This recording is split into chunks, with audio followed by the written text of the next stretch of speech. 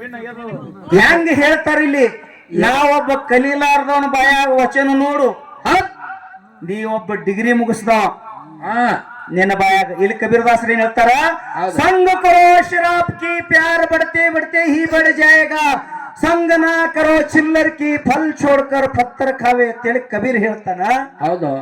ಆದ್ರೆ ಕನ್ನಡ ನಾಡಿನ ಶ್ರೇಷ್ಠ ತತ್ವಜ್ಞಾನಿ ಏನ್ ಹೇಳ್ತಾನ, ಏನ್ ಹೇಳಪ್ಪ, ಸಾರ ಸಜ್ಜನರ ಸಂಘ ಹೆಜ್ಜೇನು ಸವಿದಂತೆ ದುರ್ಜನರ ಸಂಘ ಬತ್ತಲೊಳಗಿನ ರೊಜ್ಜಿನಂತೆ ಕುಸರ್ವಜ್ಞ. ಯಾರು ಅಲ್ಲ ಅಲ್ಲಿ ನನ್ನ ಗಂಡಂದ್ಯಾರು ನನ್ನ ಕಾಪಾಡಂಗಿಲ್ಲ, ಬಂಧು ಬಳಗ ನನ್ನ ಕಾಪಾಡಂಗಿಲ್ಲ, ದ್ರೋಣಾಚಾರ್ಯ ಕೃಪಾಚಾರ್ಯ ಭೀಷ್ಮಾಚಾರ್ಯ ವಿದುರರು ಯಾರು ನನ್ನ ಕಾಪಾಡಂಗಿಲ್ಲ. ನನಗೆ ಯಾರಾದ್ರೂ ಕಾಪಾಡ್ತಿದ್ರಂದ್ರು ಒಬ್ಬನೇ ಒಬ್ಬ ಕೃಷ್ಣ. ಎಲ್ಲಿದ್ದ ದ್ವಾರಕಾದೊಳಗ ಪಗಡಿ ಆಡ್ತಿದ್ದ, ರುಕ್ಮಿಣಿ ಜೊತೆ ಪಗಡಿ ಆಡ್ತಿದ್ದ. ರುಕ್ಮಿಣಿ ಕೇಳ್ತಾಳ, ಸ್ವಾಮಿ ನಿನ್ನ ತಂಗಿ ಪರಮ ಭಕ್ತಳು ಏನು ಘೋಳೋ ತಳ್ಳಕತ್ತಾಳಲ್ಲ, ಘೋಳೋ ತಳ್ಳಕತ್ತಾಳ, ದುಷ್ಟ ನಿನ್ನ ತಂಗಿಗೆ ಬತ್ತನೆ ಮಾಡ್ಲಕತ್ತಾನ, ಮಾನ ಹಾನಿ ಮಾಡ್ಲಕತ್ತಾನ, ಹೋಗಬಾರ್ದೇನು? ಹೌದು. ಅಲ್ಲಿ ದ್ವಾರಕಾದೊಳಗ ರುಕ್ಮಿಣಿ ಯಾರಿಗೆ ಕೇಳ್ತಾಳ? ತನ್ನ ಗಂಡ ಕೃಷ್ಣ ಕೇಳ್ತಾಳ. ಯಾವಾಗ ಕೃಷ್ಣ ಕೃಷ್ಣ ಅಂತೇಳಿ ಒದರ್ದಳು, ಯಾವಾಗ ಎರಡೂ ಕೈ ಮ್ಯಾಗ ಎತ್ತದಳು, ಶೀನಿ ಶರಿಗೆ ಯಾವಾಗ ಕೈ ಆಗ್ಬಿಟ್ಟಳು, ಆಗಿಂದಾಗ ದ್ವಾರಕಾ ಬಿಟ್ಟು ಕೃಷ್ಣ ಬಂದು ಅಕ್ಷಾಂಬರ ಕೊಟ್ಟು ಕಾಪಾಡದು. ಏನ್ ನಾಮದಿಂದ ಕಾಪಾಡದು, ಏನ್ ನಿಯಮದಿಂದ ಕಾಪಾಡ್ಕೊಂಟು ಮಾಸ್ತಾರ ಹೇಳಿ ಮಂಗಳಾರತಿ ಮಾಡು. ಅಳಬೇಡ ಬೆಳತನಕ ಸುಮ್ಮನೆ ನಡಿಯವಳಿ ಯಾಕ. ಹೌದು. ಯಾರಿಗೆ? ಶಿಷ್ಯಾಗ ಕರ್ಕೊಂಡು ಗುರು ಒಳಗೋಯ್ತಾನ. ಹೌದು. ಯಾರು ಇರ್ಲಾರ ಸ್ಥಳದೊಳಗೆ ಏಕಾಂತದೊಳಗೆ ಹೋಗಿ ಶಿಷ್ಯನ ತಲೆ ಮೇಲೆ ಹಸ್ತಿಟ್ಟು ಕಿವಿ ಒಳಗ ಮಂತ್ರ ಗುರುಪದೇಶ ಮಾಡ್ತಾನ. ಇಲ್ಲಿ ಹೆಂಗ ಒಬ್ಬಾಕಿ ಹೆಣ್ಣು ಮಗಳು ಫಲ ಕೊಟ್ಟ ತಾಯಿ ಅನ್ನುವಂತ ಪಟ್ಟ ಪಡ್ಕೊಂಡಲ್ಲ. ಉಪದೇಶ ಏನು ಅಂದ್ರ ಗುರುವಿನ ಮಂತ್ರ ಉಪದೇಶ. ಇವನಿಗೆ ಜ್ಞಾನ ಅನ್ನುವಂಥದ್ದೇ ಒಂದು ಮಗ. ಶ್ರೇಷ್ಠ ಸಂತ ಕಬೀರ ತನ್ನ ವಚನ ರೂಪದೊಳಗೆ ಒಂದು ಮಾತು ಹೇಳ್ತಾರೆ. ಏನ್ ಹೇಳ್ತಾರೆ ಸರ್? ಸಂಘ ಕರೋ ಶರಾಬ್ ಕಿ ಪ್ಯಾರ ಬಡ್ತೆ ಬಡ್ತೆ ಹಿ ಬಡ್ ಜಾಯೇಗಾ. ಹೌದಾ? ನಾ ಈ ಕಡೆ ಮಾತಾಡ್ತೀನಿ, ಅವ್ರು ಆ ಕಡೆ ಮಾತಾಡ್ತಾರ. ಮತ್ತೇನು ಹೇಳೋನ್ರಿ? ಸಂಘ ಕರೋ ಶರಾಬ್ ಕಿ ಪ್ಯಾರ ಬಡ್ತೆ ಬಡ್ತೆ ಹಿ ಬಡ್ ಜಾಯೇಗಾ, ಸಂಘ ನಾ ಕರೋ ಚಿಲ್ಲರ್ ಕಿ ಫಲ್ छोड़कर ಪತ್ತರ ಖಾವೆ. ಹೌದೌದು. ಇಷ್ಟ ಶುದ್ಧ ಮಾತಿನೊಳಗ ಕಬೀರದಾಸರು ಹೇಳ್ತಾರ. ಹೌದು. ನೀ ಸಂಘ ಮಾಡಬೇಕು ಅತ್ತಿದಿ ಅಂದ್ರ, ಹೌದು, ನೀ ಎಂತವ್ರ ಸಂಘ ಮಾಡ್ಬೇಕು ಅಂತದೆ? ಎಂತ ಸಂಘ್ರಿಪ್ಪ? ಒಳ್ಳೆಯವರ ಸಂಘ. ಹೌದು. ಹೇಳ್ತಾರ ಅವರು, ಸಂಘ ನಾ ಕರೋ ಚಿಲ್ಲರ್ ಕಿ ಫಲ್ छोड़कर ಪತ್ತರ ಖಾವೆ, ಸಂಘ ಕರೋ ಶರಾಬ್ ಕಿ. ನೀ ಸಂಘ ಎಂತವ್ರದ್ದು ಮಾಡ್ಬೇಕಂದ್ರ ದೊಡ್ಡವ್ರದ್ದು ಮಾಡ್ಬೇಕು, ಬಲ್ಲವ್ರ ಸಂಘ ನೀ ಮಾಡ್ಬೇಕು. ಮಾಡ್ಬೇಕ್ರಿಪ್ಪ. ಒಂದು ವೇಳೆ ನೀ ಬಲ್ಲವ್ರ ಸಂಘ ಮಾಡಿದೆ ಅಂದ್ರ ಯಾರಿಗ ಹೇಳ್ಯಾರ ಇದು? ಯಾರಿಗತ್ರಿ? ಮನುಷ್ಯ ಕುಲಕ್ಕೆ ಕುರಿತು ಹೇಳ್ಯಾರಿ ಕಬೀರದಾಸ. ಬರೀ ಹಾಡವನಿಗೆ ಇಷ್ಟೇ ಹೇಳಿಲ್ಲ, ಕೇಳವನಿಗೆ ಇಷ್ಟೇ ಹೇಳಿಲ್ಲ. ಹೌದೌದು. ಮನುಷ್ಯನ ಧರ್ಮಕ್ಕೆ ಹೇಳ್ಯಾರ ಅವ್ರು. ನೀ ಸಂಘ ಜೀವನದೊಳಗೆ ಒಳ್ಳೆಯವ್ರದ ಮಾಡಿದೆ ಅಂದ್ರೆ ನೀ ಒಳ್ಳೆ ಒಂದು ಸ್ಥಾನಕ್ಕೆ ಹೋಗಿ ಮುಟ್ತಿ. ಒಂದು ವೇಳೆ ಒಳ್ಳೆಯವರ ಸಂಘ ಬಿಟ್ಟು ಕೆಟ್ಟವ್ರ ಸಂಘ ಮಾಡಿದೆ ಅಂದ್ರೆ ತಮ್ಮ ನಿನ್ನ ಪರಿಸ್ಥಿತಿ ಏನಾಗ್ತದ ಅಂದ್ರ ಫಲ್ छोड़कर ಪತ್ತರ ಖಾವೆ. ಹೌದು. ಒಂದು ಶೇಬು ಹಣ್ಣು ತಿನ್ರಿ, ಒಂದು ಮುಂಜಾನೆದ ಶೇಬು ಹಣ್ಣು ತಿನ್ರಿ, ಇಷ್ಟು ಅಮೃತ ಹತ್ತದಲ್ಲದು. ಹೌದು. ಒಂದು ಶೇಬು ಹಣ್ಣು ಎಷ್ಟು ಅಮೃತದ ಸಮಾನ ಹತ್ತದ. ಅದನ್ನು ತಿಂದೆ ಅಂದ್ರ ನಿನ್ನ ನಾಲಿಗೆಗೂ ರುಚಿ ರುಚಿ, ಹೌದಿಲ್ರಿ? ನಾಲಿಗೆಗೂ ರುಚಿ ಹತ್ತದ. ಆದ್ರೆ ನಿನ್ನ ನಾಲಿಗೆಗೆ ರುಚಿ ಅಷ್ಟೇ ಇಲ್ಲ, ನಿನ್ನ ಆರೋಗ್ಯದೊಳಗ ಅಮೃತ ಅಂದ್ರ ಪುಷ್ಟಿ ತಯಾರು ಮಾಡ್ತವ. ಹೌದು. ಇಂತ ತಾಕತ್ ಎದರ ಬಲ್ಯದ? ಒಂದು ಹಣ್ಣಿನೊಳಗದ ಐತ್ರಿಪ್ಪ, ಐತಿ. ಅವರೇ ಹೇಳ್ತಾರ, ಫಲ್ छोड़कर. ನೀ ಒಂದು ವೇಳೆ ಒಳ್ಳೆಯವ್ರ ಸಂಘ ಬಿಟ್ಟು ಕೆಟ್ಟವ್ರ ಸಂಘ ಮಾಡಿದೆ ಅಂದ್ರ ಆ ಶೇಬು ಹಣ್ಣು ತಿನ್ನೋದು ಬಿಟ್ಟು ಒಂದು ಗಟ್ಟಿಯನ್ನ ಕಲ್ಲು ತಿಂದಂಗ ಆಗ್ತದ ತಮ್ಮ. ಕಲ್ಲು ತಿಂದ ಹಲ್ಲು ಮುರ್ಕೊಂಡು ಹೋಗೋದು. ಹೌದಿಲ್ಲ? ಹೌದು. ಅಲ್ಲೇ ನೋಡ್ರಿ ಅವರ ಅರ್ಥ. ಇದು ಕಬೀರದಾಸರು ಹೇಳಿದ್ರಿ. ಹೌದು. ಆದ್ರೆ ನಮ್ಮ ಕನ್ನಡ ನಾಡಿನ ತತ್ವಜ್ಞಾನಿಯಾಗಿರುವಂತ ಸರ್ವಜ್ಞ ಮೂರ್ತಿಗಳು ಹೆಂಗ್ ಹೇಳ್ತಾರ? ಹೇಳಿದ್ರಿಪ್ಪ ಇವರು, ಸಾರ ಸಜ್ಜನರ ಸಂಘ ಹೆಜ್ಜೇನು ಸವಿದಂತೆ ಸವಿದಂತೆ ದುರ್ಜನರ ಸಂಘವದು ಬಚ್ಚಲೊಳಗಿನ ರೊಜ್ಜಿನಂತೆ ಸರ್ವಜ್ಞ. ಹೌದು.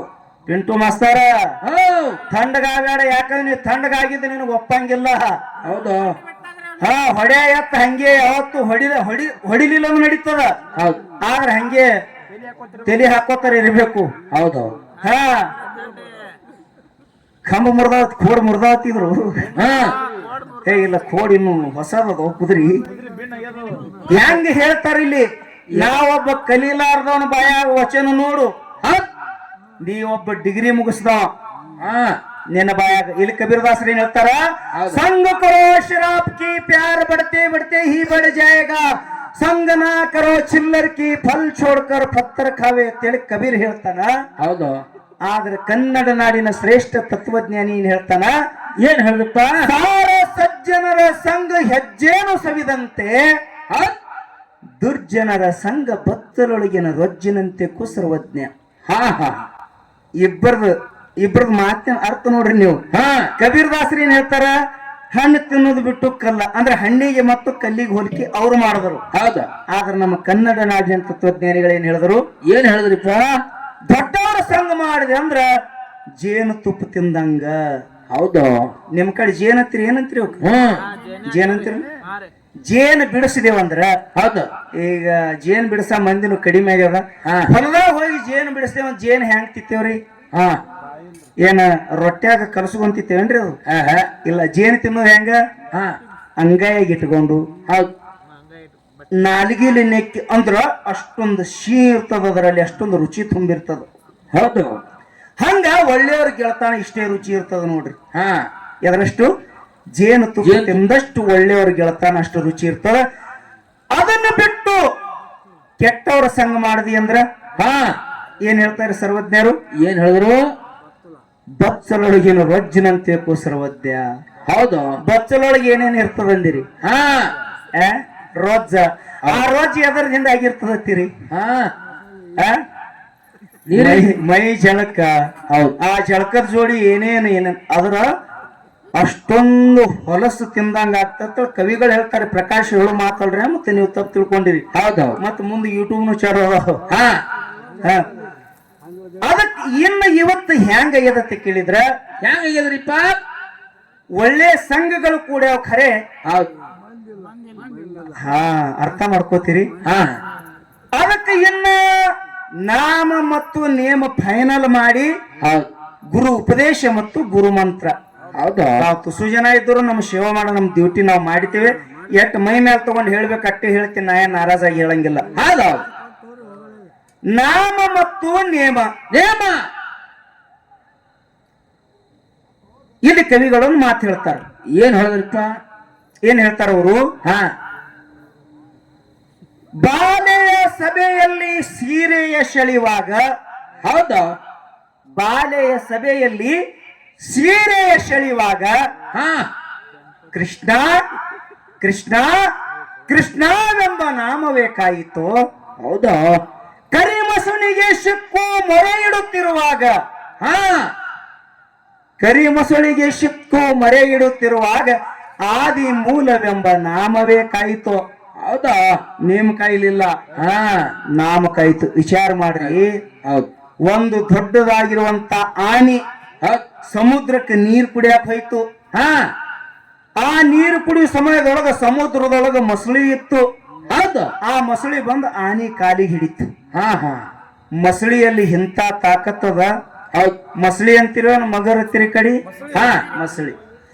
ಆ ಮಸಳಿ ಬಂದು ಆನಿ ಕಾಲಿಗೆ ಹಿಡಿತು. ಹಾ ಮಸಳಿಯಲ್ಲಿ ಇಂಥ ಸಾಮರ್ಥ್ಯ ಇರ್ತದ. ನೀರಾಗ ಕೂತು ಕಾಲು ಹಿಡಿತಂದ್ರ ಬೆಕ್ಕಾದಂತ ಪ್ರಾಣಿ ಇರ್ಲಿ ಅದಕ್ಕೆ ಬಲಿ ತಗೊಂಡ್ ಬಿಡ್ತದ. ಹೌದು ಅಷ್ಟೊಂದು ಸಾಮರ್ಥ್ಯ ಇರ್ತದ. ಆನೆ ಹೋಗಿ ನೀರು ಕುಡಿ ಹೊತ್ನ್ಯಾಗ ಹಾ ಮಸಳಿ ಬಂದು ಕಾಲಿಗೆ ಹಿಡಿತು. ಹಾ ಹಾ ಇಲ್ಲಿ ಕವಿ ಏನ್ ಹೇಳ್ತಾನ? ಆನಿ ಅಲ್ಲಿಲ್ಲ, ಅವ ಸಂಸ್ಕೃತದೊಳಗೆ ಏನ್ ಹೇಳ್ದ? ಏನ್ ಹೇಳ್ದ? ಕರಿ ಮಸಣಿಗೆ ಸಿಕ್ಕು ಮೊರೆ ಇಡುತ್ತಿರುವಾಗ. ಕರಿ ಅಂದ್ರ ಆನಿ. ಹೌದು ಆನೆ ಹೋಗಿ ನೀರು ಕುಡಿಯುವ ಹೊತ್ನ್ಯಾಗ ಮಸಳಿ ಬಂದ ಕಾಲು ಹಿಡಿತು. ಪಿಂಟು ಮಾಸ್ತಾರ, ಹೌದು ಏನರೇ ನೇಮದಿಂದ ಬಿಡಿಸ್ಕೋಬೇಕಾಗಿತ್ತು. ಆನಿ ಹಾ ಆದಿ ಮೂಲವೆಂಬ ನಾಮ ಕೈತದಕ್. ಹೌದು ಇಲ್ಲೇನ್ ಹೇಳ್ತಾರ? ಹಾ ಬಾಲೆಯ ಸಭೆಯಲ್ಲಿ ಸೀರೆಯ ಸೆಳೆಯುವಾಗ ಕೃಷ್ಣ ಕೃಷ್ಣ ಕೃಷ್ಣವೆಂಬ ನಾಮವೇ ಕಾಯಿತು. ಹೌದು. ತುಂಬಿದ ಸಭೆಯೊಳಗ, ಹಾ ತುಂಬಿದ ಸಭೆಯೊಳಗ ಒಬ್ಬಕ್ಕಿ ಹೆಣ್ಣು ಮಗಳಿಗೆ ಬತ್ಲೆ ಮಾಡ್ಲಕತ್ತ ದುಶ್ಯಾಸನ ದ್ರೌಪದಿ ದೇವಿಗೆ. ಹೌದು.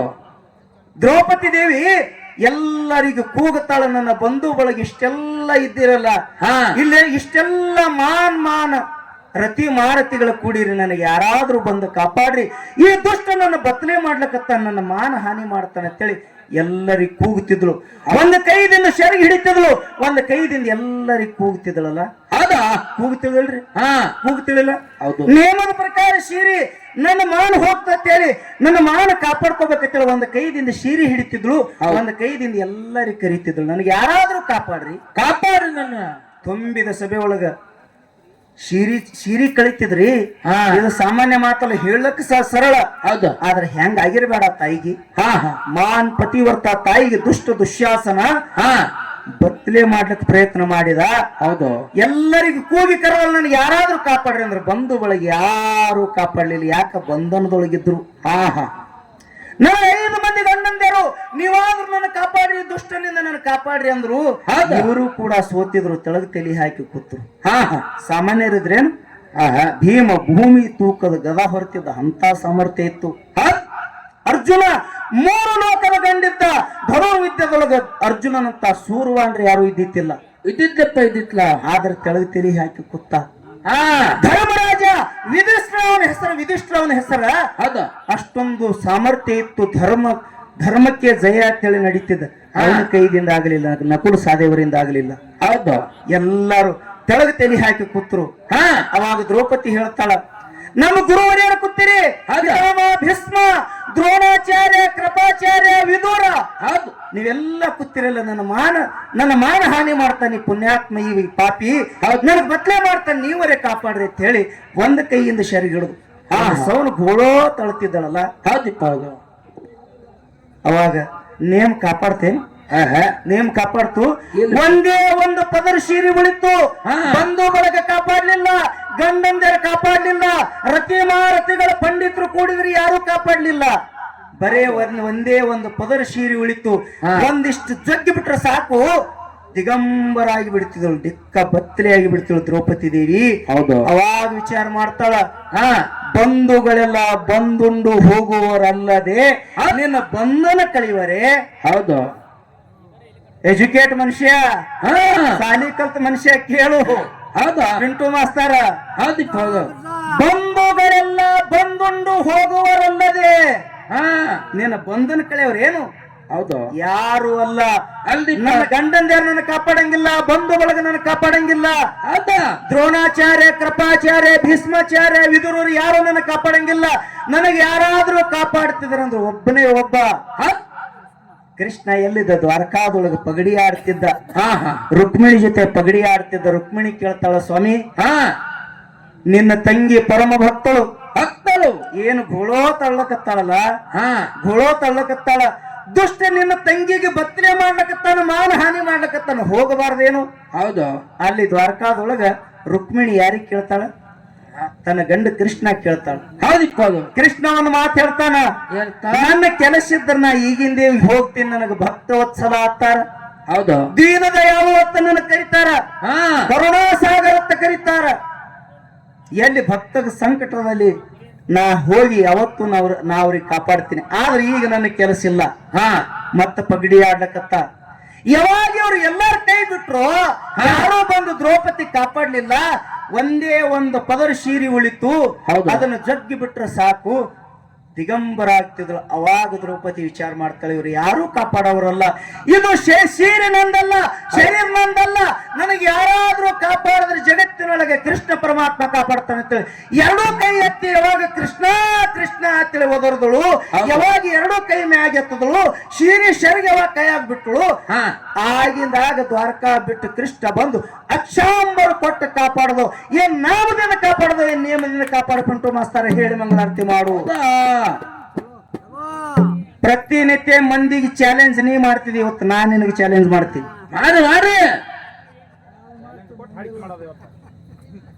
ಇದು ನಿನ್ನ ನಾಮ ಮತ್ತು ನಿಯಮ. ಹೌದು, ಇದನ್ನ ಇಲ್ಲಿ ಬಿಡುನ್ರಿ. ಈಗ ಇನ್ನ ಕಮಿಟಿ ಅವ್ರು ಇಟ್ಟವ್ರು ಹಾರೋನ್ ಮಕ್ಕೊಂಡವ್ರು ಗೊತ್ತಿಲ್ಲ, ಆದ್ರೂ ನನ್ನ ಕರ್ತವ್ಯ. ಹೌದು, ಅದಾರಿ. ಇನ್ನು ನೀವು ಎಕಾಡಿ ಲಕ್ಷ ಕೊಡ್ಬೇಕಂದ್ರ ಬಂಧುಗಳೇ, ಹಾ ನಾಮ ಮತ್ತು ನೇಮ ಎಲ್ಲ ಅವ್ರದೆಲ್ಲ ಲೆಕ್ಕ ಚುಕ್ತ ಮಾಡ್ದಂಗಾಯ್ತು. ಹೌದ್. ಇನ್ನು ನನಗೊಂದು ಮಾತು ಕೇಳ್ಯಾರ ಅವ್ರು. ಏನತ್ರಿ?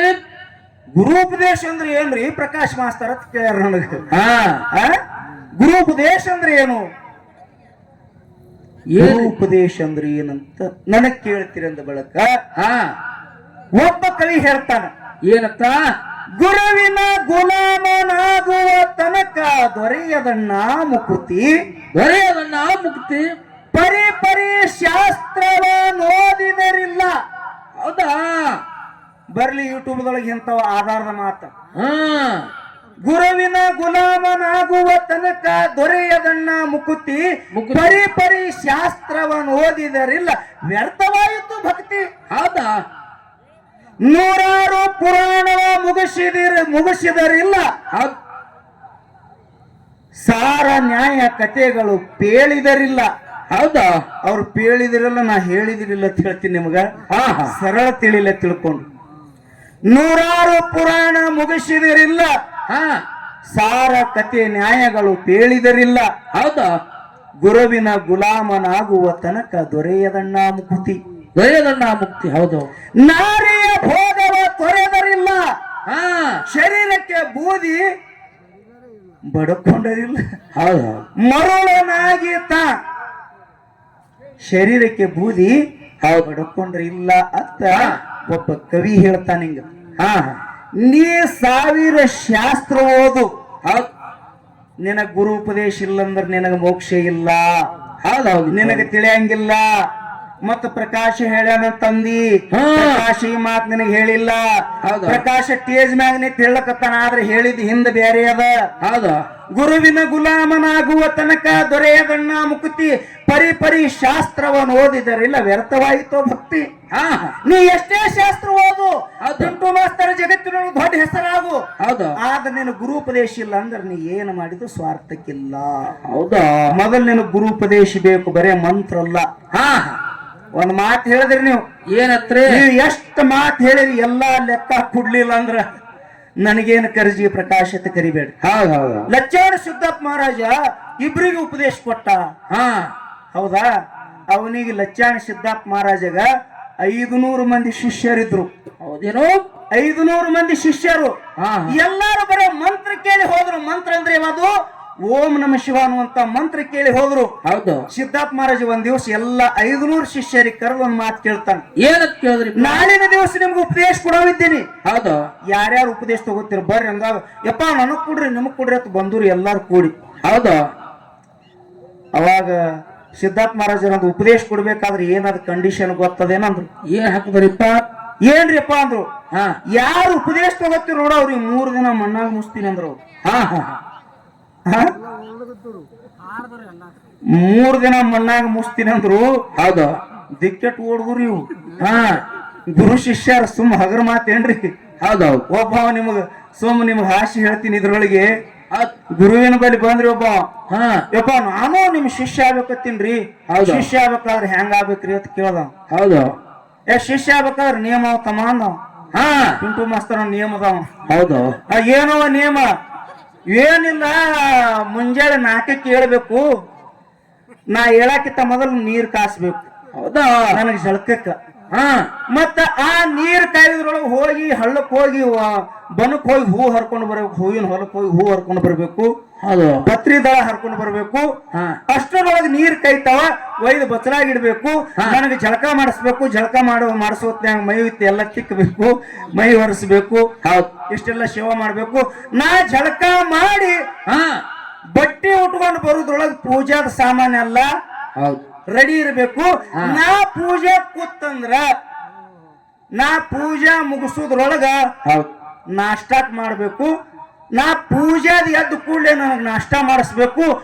ನಾಷ್ಟ ಮಾಡಿ ನೀ ಮಾಡಿದ ಅಡಿಗೆ ಒಂದು ವೇಳೆ ನಾ ಉಂಡು ಉಳಿತಂದ್ರ ನೀವು ಉಣ್ಬೇಕು, ಇಲ್ಲಂದ್ರೆ ಉಪವಾಸ ಇರಬೇಕು. ನೇಮದವನಿಗೆ ಇಷ್ಟ ನೋಡ್ ನೇಮ ಅದ. ಇವ ಏನ್ ಅನ್ಬೇಕ್ರಿ ನೇಮದವ? ಇಷ್ಟು ನೇಮ ಅವ್ರಿ ಯಪ್ಪ ಶಿಷ್ಯ ಆಗ್ಬೇಕಾದ್ರ ನೀವು. ಹೌದಾ? ಇಷ್ಟೆಲ್ಲ ನೇಮ. ಹಿಂಗಂದ್ರ ಸುಮ್ಮನ ಗುರು ಮಾಡ್ರಿ ಅಂದತ್ತೀವ. ಹಿಂಗಂದ್ರ ಸುಮ್ಮನ ಗುರು ಮಾಡ್ರಿ ಅಂದತ್. ಹಂಗಲ್ಲ. ಗುರು ಉಪದೇಶ ಅಂದ್ರ ಏನು ಅಂತ ಕೇಳಿದ್ರ, ನೀನಿರುವಂತ ಅಜ್ಞಾನದಿಂದ ಜ್ಞಾನದ ಮಾರ್ಗಕ್ಕೆ ಹೋಗುವುದೇ ಗುರುಪದೇಶ. ಹೌದು.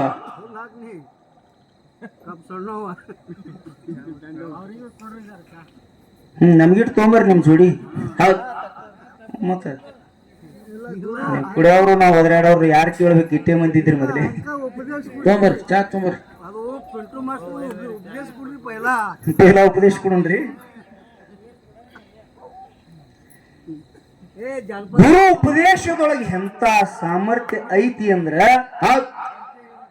ನೀ ಹೆಂಗರ ಬದುಕ್ತಿದಿ ಅಂದ್ರ ಗುರು ಉಪದೇಶ ತಗೊಂಡೆ ಅಂದ್ರ ನಿನ್ನ ಜೀವನ ಬದಲಾವಣೆ ಆಗ್ತದ. ಹೌದು. ಕಡಿಕೋಳ ಮಡಿಯೋಳಪ್ಪ ಒಂದು ಪದ್ಯ ಹಾಡ ನೀವು ಕೇಳಿದ್ರೆ ಕೇಳಿರ್ತೀರಿ, ಕೇಳಲಿಲ್ಲ ಅಂದ್ರೆ ನಾ ಹೇಳ್ತೀನಿ ಕೇಳ್ರಿ. ಹೇಳ್ರಿಪ್ಪ ಹೇಳ್ರಿ. ನಾವಾದ ಮ್ಯಾಲ ನೀ ಹೆಂಗ ಇರುತ್ತಿ, ಹೌದಾ, ನಿನಗೆ ಹೆಂಗ ಮರಿಯಲಿ ಏ ಗುಣವಂತಿ. ಗುಣವಂತಿ ಇದು ಬಹಳ ಮಂದಿ ತಿಳ್ಕೊಂಡಾರ, ಈ ಪದಾನೇ ಬೇರೆ, ನಾವು ತಿಳ್ಕೊಳ್ಳೋದೇ ಬೇರೆ. ಹೌದು. ಪೂರ್ವ ಜನ್ಮದ ಹಿಂದಿನ ಗೆಳತಿ ನಾ ಮಾಡಿಕೊಂಡಾಗ ನೀ ನನ್ನ ಹೆಂಡತಿ. ಮೊದಲೇ ನೀನು ಬಿಡಾಡಿ ಗೆಳತಿ, ಹೌದಾ, ತಾಳಿ ಕಟ್ಟಿದ ಮ್ಯಾಲ ಗೆಳತಿ ನೀ ಆದಿ ನನಗೆ ಹೆಂಡತಿ. ಹೌದು. ಏನ್ರಿ ಇದು? ತಾಳಿ ಕಟ್ಟಿದ ಮ್ಯಾಲ ನೀ ನನ್ನ ಹೆಂಡತಿ. ಯಾರು ಹೇಳಿದ್ರಿ ಈ ಮಾತ? ಯಾರಿಗೆ ಹೇಳಿದ್ರಿಪ್ಪ? ದೇಶದೊಳಗ ನಮ್ಮ ಚಿಣಮಗೇರಿ ಸ್ಥಳಕ್ಕ ಮಾ ಗುರು ಮಾಂತೇಶ ತೋರಿದ ಬೆಳಕ. ಹೌದು. ನನಗ ನಿನಗ ಹಾಕ್ಯಾನ ತಳಕ, ಸುಮ್ಮನೆ ಅಳಬ್ಯಾಡ ಬೆಳತನಕ ನಡಿಯ ಒಳ್ಯಾಕ ಅಂದವ. ಒಳ್ಯಾಕ ನಡಿ ಒಳ್ಯಾಕ. ಯಾಕಡಿ ಗಾಡ ನಮ್ಮವ್ರ ಏನ್ ತಿಳ್ಕೊಂಡ್ರು ಗೊತ್ತದೇನ್ರಿ? ನಮ್ಮವ್ರ ಏನ್ ತಿಳ್ಕೊಂಡ್ರಿ ಮಾತಿಗೆ? ಏನತ್ರಿ? ಹೆಂಡತಿಗೆ ಒಳ್ಯಾಕ ನಡಿ ಎಂದಿರ್ಬೇಕು. ಹೌದು, ಸಹಜ. ಯಾಕಂದ್ರೆ ತಿಳಿಲಾರ್ದವ್ರು ಹಿಂಗೆ ಇರ್ತದ. ನಾವೊಂದು ಮಾತು ಹೇಳ್ತೀನಿ, ಇದ್ರೊಳಗೆ ನಿಮ್ಗೊಂದು ಮಾತು ಹೇಳ್ತೀನಿ. ಗಂಡ ಹೆಂಡತಿ ಜೋಡಿ ಮಾಡಿದ್ರು. ಹೌದು, ಜೋಡಿ ಮಾಡಿದ್ರಿ. ಇಬ್ಬರಿಗೆ ಕೂಡಿ ಅವ್ರ ಸಂಸಾರ ಜೀವನಕ್ಕ ನೂಕಿ ಬಿಟ್ರು. ಯಾವಾಗ ಗಂಡನ ಹೆಣ್ಮಗಳು ಕೂಡಿದಳು, ಈ ಹೆಣ್ಮಗಳು ಹೆಂಗಿದ್ದಳಲ್ಲ ಹಂಗ ಉಳಿಲಿಲ್ಲ. ಮುಂದೆ ಏನ್ ಕೊಟ್ಟಳಕಿ? ಆ ತಾಯಿ ಫಲ ಕೊಟ್ಟಳು. ಹೌದಾ, ತಾಯಿ ಫಲ ಕೊಟ್ಟಳು. ತಾಯಿ ಅನ್ನುವಂತ ಸ್ಥಾನಕ್ಕಿಗೆ ಬತ್ತು, ತಾಯಿ ಅನ್ನುವಂತ ಪಟ್ಟಕ್ಕಿಗೆ ಬತ್ತು. ಇದು ನಮ್ಮ ಲೌಕಿಕದೊಳಗೆ. ಆದ್ರ ಇಲ್ಲಿ ಮಹಾಗುರು ಮಾಂತೇಶ ತೋರ್ಯಾನ ಬೆಳಕ, ನನಗ ನಿನಗ ಹಾಕ್ಯಾನ ತಳಕ, ಅಳಬೇಡ ಬೆಳತನಕ ಸುಮ್ಮನೆ ನಡಿಯ ಒಳ್ಯಾಕ. ಹೌದು. ಯಾರಿಗೆ? ಶಿಷ್ಯಗ ಕರ್ಕೊಂಡು ಗುರು ಒಳಗೋಯ್ತಾನ. ಯಾರು ಇರ್ಲಾರ ಸ್ಥಳದೊಳಗೆ ಏಕಾಂತದೊಳಗೆ ಹೋಗಿ ಶಿಷ್ಯನ ತಲೆ ಮೇಲೆ ಹಸ್ತಿಟ್ಟು ಕಿವಿ ಒಳಗ ಮಂತ್ರ ಗುರುಪದೇಶ ಮಾಡ್ತಾನ. ಇಲ್ಲಿ ಹೆಂಗ ಒಬ್ಬಕ್ಕಿ ಹೆಣ್ಣು ಮಗಳು ಫಲ ಕೊಟ್ಟ ತಾಯಿ ಅನ್ನುವಂತ ಪಟ್ಟ ಪಡ್ಕೊಂಡಲ್ಲ. ಉಪದೇಶ ಏನು ಅಂದ್ರ ಗುರುವಿನ ಮಂತ್ರ ಉಪದೇಶ. ಇವನಿಗೆ ಜ್ಞಾನ ಅನ್ನುವಂಥದ್ದೇ ಒಂದು ಮಗ. ಹೌದಾ, ಇದು ನೀವು ಕೇಳಿದ ಮಾತ. ಗುರು ಉಪದೇಶ ಅಂದ್ರೆ ಏನ್ರಿ ಅಂದಿರಲ್ಲ, ಇದೇ ಗುರು ಉಪದೇಶ. ಹೌದು. ಕೈವೆಲ್ಲ ಬಗ್ಗೆ ಅದಕ್ಕ ಗುರು ಮಂತ್ರ ನಿಮಗ ಲಚ್ಚಾಣ ಸಿದ್ಧಾರ್ಥ ಮಹಾರಾಜ ಅಲ್ಲೇ ಬಿಟ್ಟೀನಿ. 100, 200 ಮಂದಿ, 500 ಮಂದಿ ಎಲ್ಲಾರು ಓಡಿ ಹೋದ್ರು. ಬರೇ ಓಂ ನಮ ಶಿವ ಅನ್ನುವಂತ ಮಂತ್ರ ಕೇಳಿ ಓಡಿ ಹೋದ್ರು. ಆ ಉಪದೇಶ ಯಾರು ತಗೊಂಡ್ರಿ? ಮುಗುಳು ಕೋಡಿ ಎಲ್ಲಾ ಲಿಂಗ. ಹೌದು. ನನಗ 3 ದಿವಸ ಅಲ್ಲಪ್ಪ, ನನಗ 3 ದಿವಸ ಮಣ್ಣಾಗ ಇಟ್ಟೆ ಮುಚ್ಚಿಡ್ಬೇಡ, ನನಗ 100 ದಿವಸ ಮುಚ್ಚಿಡು ಮಣ್ಣಾಗತ್ ಹೇಳ್ದ. ಹೌದು. ಅವನಿಗೆ ಉಪದೇಶ ಐತಿ. ಪಿಂಟು ಮಾಸ್ತರ 8 ಮಂದಿ ಮಂತ್ರ ಹೇಳವ್ರ ನೋಡ್ರಿ. ಇಬ್ರೇ ಶಿಷ್ಯರಿದ್ರಿ ಅಂದ್ಬಿಟ್ರು. ಹೌದು, ಇಬ್ರೇ ಇದ್ರು. ಸಿದ್ಧಾರ್ಥ ಮಹಾರಾಜಿಗೆ ಇಬ್ರೇ ಇದ್ರತ್ ನೋಡ್ರಿ. ಇಟ್ಟೇರಿ ಯಾಕೆ ಸುಳ್ಳಿದ್ಯತೀನಿ? ಏನ್ ತನ್ನ ಗಟ್ಟೆ ಸುಳ್ಳು ಹೇಳಕತ್ತ ನೋಡ್ರಿ. ಇಬ್ರೇ ಇದ್ರತ್ ಶಿಷ್ಯರು ಬಂಡಲ.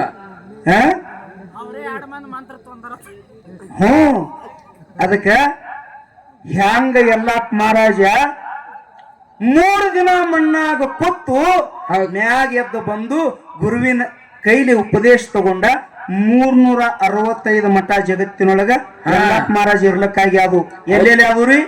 ಗೋವಾ ಕಾದು, ಗುಜರಾತ್ ಕಾದು, ತಮಿಳ್ನಾಡು ಕಾದು, ಆಂಧ್ರ ಕಾದು, ಬಾಂಬೆದೊಳಗಾದು. ನನಗಿಷ್ಟೇ ನೆನಪವ್ರಿ. ಮತ್ ಬಾಂಬೆದೊಳಗೆ ಯಲ್ಲಪ್ಪ ಮಹಾರಾಜನ ಮಠ ಆದಿಲ್ರಿ, ಸೋಲಾಪುರದೊಳಗೆ ಯಲ್ಲಪ್ಪ ಮಹಾರಾಜನ ಮಠ ಆದಿಲ್ಲ, ಬೆಳಗಾವದೊಳಗ ಆದಿಲ್ಲ, ಗೋವಾದೊಳಗ, ಗುಜರಾತ್ದೊಳಗ ಎಲ್ಲ ಕಡೆ ಯಲ್ಲಪ್ಪ ಮಹಾರಾಜನ ಮಠ ಅದು. ಯಾಕಾದು?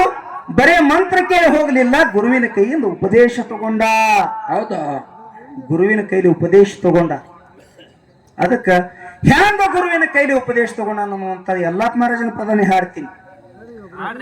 ಇಲ್ಲಿದಿಂದ ನಾ ಗಟ್ಟಿ ಪದ ಹಿಡ್ಕೊಂಡು ಇಲ್ಲೇನ್ ಹಾಡಕತ್ತೀನಲ್ಲ, ಹಾಡೇ ಮಾತೇ ಹಾಡದವ್. ಹೌದಾ? ಗಟ್ಟಿ ಪದ ಹಾಡಿದ್ರು ಅದ್ರೊಳಗೆ ವಿಷಯಕ್ಕೆ ಜೈಂಟ್ ಇತ್ತು. ಹೌದು. ಇತ್ತಿಲ್ರಿ ಗಟ್ಟಿ ಪದದೊಳಗ ಹಾ. ಸಿದ್ದರಾಮನ ಉದಾಹರಣೆ ಗಟ್ಟಿ ಪದದೊಳಗೆ ಕೊಟ್ಟಿನಿ. ಕನಕದಾಸನ ಉದಾಹರಣೆ ಗಟ್ಟಿ ಪದದೊಳಗೆ ಕೊಟ್ಟಿನಿ. ಹೌದು. ವಾಲ್ಮೀಕಿ ಉದಾಹರಣೆನು ಗಟ್ಟಿ ಪದದೊಳಗೆ ಕೊಟ್ಟಿನಿ. ಇನ್ನ ಎಲ್ಲಾ ಲಿಂಗ ಅವು ಎದರ ಉದಾಹರಣೆ ಕೊಟ್ಟಿನಿ, ನಿಮಗೆಲ್ಲಾ ಲಕ್ಷ್ಯ ಇರಲಿ, ನಿಯಮದ ಬದಲು ಕೊಟ್ಟಿನಿ. ಇನ್ನು ಗುರುಪದೇಶದೊಳಗೆ ಕ್ಯಾಲಿ ಒಳಗೆ ಕೊಡ್ತೀನಿ. ಹಾ ಹಾ, ತಾವೆಲ್ಲ ಲಕ್ಷ್ಯ ಕೊಡ್ಬೇಕು. ಮುಂದಿನ ಪಾಳ್ಯಾಕ ಇವತ್ತು ಬರ್ತದ ಪಿಂಟುದ ಕಂಡೀಷನ್. ಹಾ, ನೀವು ಕೂಡ ಪದ್ಯದೊಳಗ ನಿಯಮದ ಬದಲೇ ಪದ್ಯ ಹಾಡಬೇಕು. ಹೌದು. ಇನ್ನು ಮುಂದೆ ಖ್ಯಾಲಿ ಎದಕ್ಕೆ ಹಾಡ್ಬೇಕು, ಗುರು ಮಂತ್ರ ಬದಲೇ ಖ್ಯಾಲಿ ಹಾಡಬೇಕು. ಹೌದಾ? ಮಾತಿಗೆ ಮತ್ತು ಪದಕ್ಕೆ ಜೈಂಟ್ ಇರಬೇಕು. ಹೌದಾ?